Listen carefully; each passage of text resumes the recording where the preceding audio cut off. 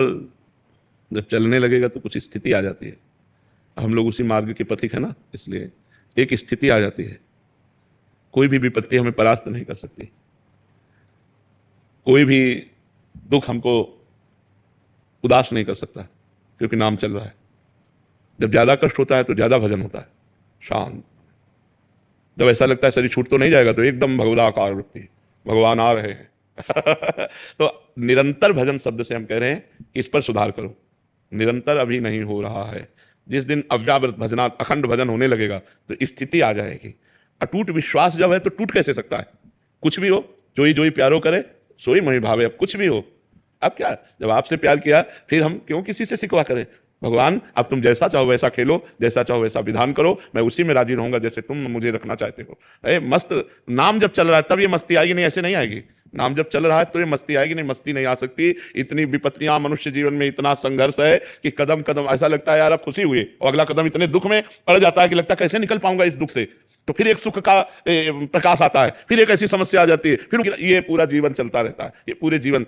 और ये सोचना कि शरीर को मिटा दें, ये कोई समस्या का हल नहीं है। शरीर मिटा देने से एक महापाप बन जाएगा और वो हमारी दुर्गति कर देगा। तो ये जो लोग सोचते हैं कि मैं कर लूं समस्या का समाधान हो गया, बिल्कुल नहीं। भारी समस्या मोल ले ली, आगे तुम्हें परिणाम पता नहीं, इसलिए आप तो कभी कोई निदान है ही नहीं। हमको लड़ना चाहिए, संघर्ष करना चाहिए। हमें चाहे बेइज्जती हो, चाहे अपमान हो, चाहे दुख हो, हमें लड़ना चाहिए, हमें आत्महत्या नहीं करनी चाहिए। आखिरी हद तक मुझे सहना चाहिए। अच्छा, सब छोड़कर भगवान की शरण वो आप हो।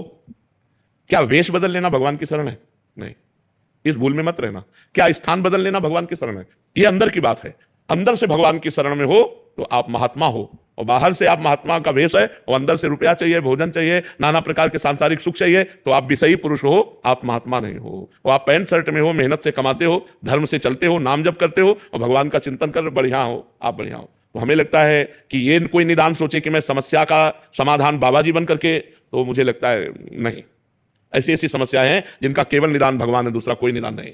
सोचो, साल 2 साल 4 साल 5 साल आप बोल दो कि आप ब्रह्मचर्य से रहो, कोई मनोरंजन नहीं करोगे, आप ये खाओगे, आप ऐसे रहोगे, तो एक एक दिन हम काट सकते हैं कि यार 4.5 साल रह गए, अब 4 साल रह गए, 5 साल। पूरी जिंदगी मनोरंजन नहीं कर सकते। पूरी जिंदगी कोई रिश्ता नहीं है, पूरी जिंदगी में किसी भी तरह का कोई सुख नहीं है सांसारिक। आप जरा थोड़ा विचार करके डालिए आप इस बात पर। आप विचार करो, क्या साधु का जीवन है? क्या साधु का जीवन? ना कोई मनोरंजन, ना कोई व्यवहार, ना कोई रिश्ता, ना कोई संबंध। साधु का जीवन ऐसा जीवन नहीं है। बहुत खतरनाक जीवन, बहुत खतरनाक जीवन। ये न सोचो कि बहुत आनंद में जीवन कटता है, बहुत कष्ट में जीवन कटता है सच्ची साधुता के लिए। और जो निकल गया सो मुक्त हो गया, और नहीं फिसल गया तो फिर आओ नया जन्म, फिर साधना करो, फिर भजन करो। इसलिए कोई समस्या से भागे कि मैं समस्या का निदान साधु बन के पालूंगा, तो भूल मत करना, बड़ी समस्या है। मतलब ये कोई ना सोचे कि संत बनना सहज है, बिल्कुल नहीं, बिल्कुल नहीं। बाबा जी बनने का मतलब मर गए, अब मर के हम चल रहे हैं। जीवित मर जाए उलट आप में समाये यही दिलगिरी है। मरा हुआ पुरुष महात्मा होता है, जिसका मन मरा, जिसकी इंद्रियां मरी, जिसकी कुछ नहीं चाहिए, जा ही न चाहिए कबहू कछु तुम संसहज सने। तो ये दोनों बातें आप कर लेना, या समस्या में फंसकर बाबा जी बन जाना, ये दोनों बातें समाधान नहीं है। समस्या से लड़ना समाधान है, और वो आप तभी लड़ सकते हैं जब आपका भगवान का भरोसा दृढ़ होगा और नाम जप करोगे, तो कोई ना कोई रास्ता भगवान ऐसा निकाल देंगे जिससे आप समस्या से बच जाएंगे। नहीं तो समस्याएं पीस डालती है, अंदर ही अंदर खोखला कर देती है। आदमी चिंतन से परेशान हो जाता है, और जब परेशान हो जाता है तो उसे एक ही रास्ता नजर आता है, और वो रास्ता है नहीं, वो और परेशानी पैदा कर देगा अगले जन्म में जाकर के। इसलिए नाम जप करो और सहन करो और लड़ना सीखो। हमको विपत्ति, दुख, संघर्ष करना पड़ेगा, हमको लड़ना पड़ेगा, इनसे विजय प्राप्त करना पड़ेगा।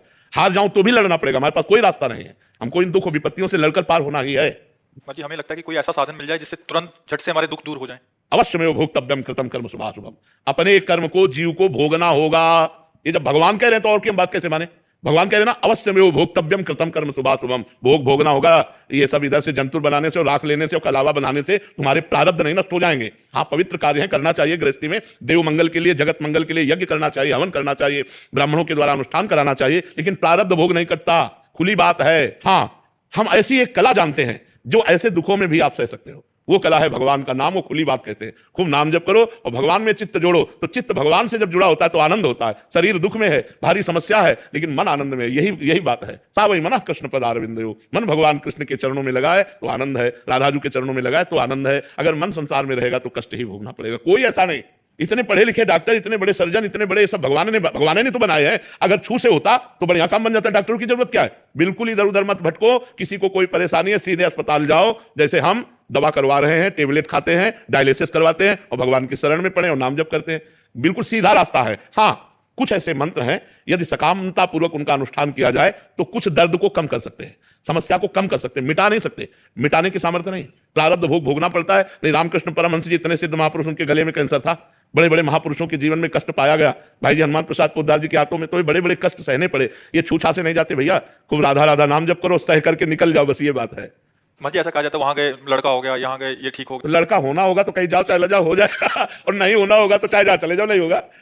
वो संयोग होता है। जैसे देखो, आपका कोई काम नहीं बन रहा था, आप हमारे पास आए, अब वो संयोग बन गया आपके कर्म का और काम हो गया, बोले जय बाबा की। तो वो प्रेमानंद से नहीं बना, वो तुम्हारे कर्म का संयोग था, वो तुम्हारे कर्म का संयोग था। बिल्कुल समझिएगा, ये आप नौटंकी नाटक नहीं, खुली बात है। आपका कर्म आपको सहयोग दिया तो आपका काम बन गया, आपका कर्म आपको सहयोग नहीं देगा तो काम नहीं बनेगा। एक हमारे जीवन की धारा है, उसमें दुख सुख दोनों किनारे हैं, हमारा जीवन इसमें होता हुआ जाएगा, कभी सुख कभी दुख, कभी सुख कभी दुख, ऐसा चलता रहेगा। कोई मिटा नहीं सकता यार, हमारी समझ में नहीं आता। तो महात्माओं के पास क्यों जाना चाहिए महाराज जी? सुकृत बढ़ते हैं, बुद्धि शुद्ध होती है, प्रारब्ध को सहने की सामर्थ्य आती है, आगामी हमारे जो कर्म है वो सुधर जाते हैं, पीछे के जो कर्म है वो भस्म हो जाते हैं, प्रारब्ध भोगने की सामर्थ्य आती है। हमें तो लगता है हमारी मनोकामना पूरी हो जाएगी, चलो चलते हैं एक बार तो, क्योंकि हर कोई प्रार्थना तो करता ही है महाराज जी, 100 में से 50 तो करते होंगे हाँ मैं पास हो तो जाऊं। ये कर्म है कि नहीं है? ये भी तो एक कर्म है, उनका सत्कर्म बना। वो नंगे पैर चल करके आ रहे हैं या जूता पहन करके आ रहे हैं या किस भावना से आ रहे हैं, और भावना से आए और संत दर्शन की कामना की, तो ये कर्म भी तो बना उनका। इस कर्म से उनको लाभ नहीं मिलेगा।